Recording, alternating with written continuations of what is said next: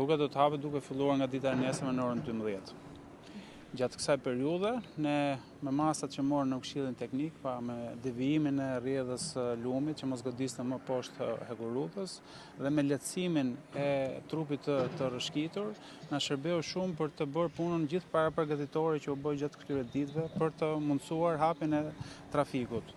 E theksoj që ishte domosdoshme pasi punimet që do të nevojiten për rrugën alternative mbi trupin, mbi lumin Shkombin dhe në krah të hekurudhës do të kërkojnë të paktën 60 ditë nga vlerësimet tona, sepse bëhet fjalë për 80.000 metër kub mbushje, 18.000 metër kub mbrojtje lumore dhe 2.800 ton shtresë asfaltike ose një sipërfaqe për 10.000 metër katror.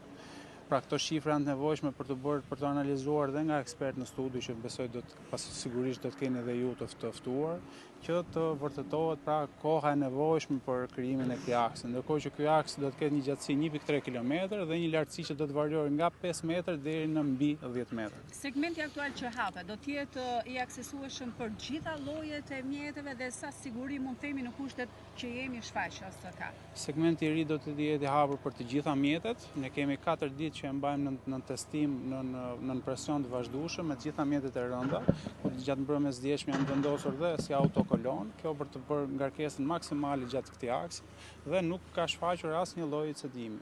Kjo është edhe fryti i gjithë masave tona të marra gjatë këtyre ditëve, ku po e ritheksoj sërish, është devijimi i rrjedhës së lumit që na ka shmangur pra goditja nga poshtë. Ndërkohë disiplinimi i ujrave nën-toksore dhe sipërfaqësore. Paralelisht edhe shkallëzimi që po i bëhet Skarpatës, të cilin ju e shikoni që po ndodh. Ndërkohë, të gjitha këto na japin garancinë që ky aks është absolutisht i sigurt, ndaj dhe ne po e marrim këtë vendimarrje. Se takon në paralel, projekti paralel, ju e cekët pak, por ai do jetë përmjet të tonazhit të rëndë dhe kur mund ta kemi gati? Ai aks do të ketë një gjerësi 9 metër, pra janë 2 korsi nga 3.5 metër dhe me 2 bankina jo të asfaltuara nga 1 metër secili krah, dhe do të jetë absolutisht i nevojshëm, i aksesueshëm nga të gjithë mjetet.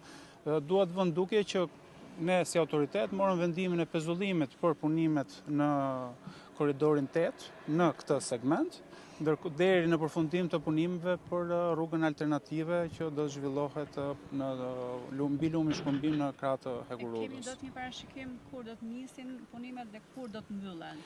Punimet do të nisin sa më parë, pra se ne sapo u njohëm me projektin, pra ditën e djeshme ne u njohëm me projektin që bëmë edhe zbërthimin e tyre. Tani do të është nevojshme të ndiqen edhe procedurat, pasi jemi institucion, kemi nevojë edhe për shkresa, kështu që duhet të vijojmë edhe me shkresat ndërmjet institucionale dhe ne mendojmë që shumë shpejt patjetër do të fillojë dhe aty puna, por jemi shumë më të lehtë krahasimisht me më përpara, pasi në këtë moment ne po i rijapim frymarrje aksesit në juglindje sipas rrugtimit të më përparshëm.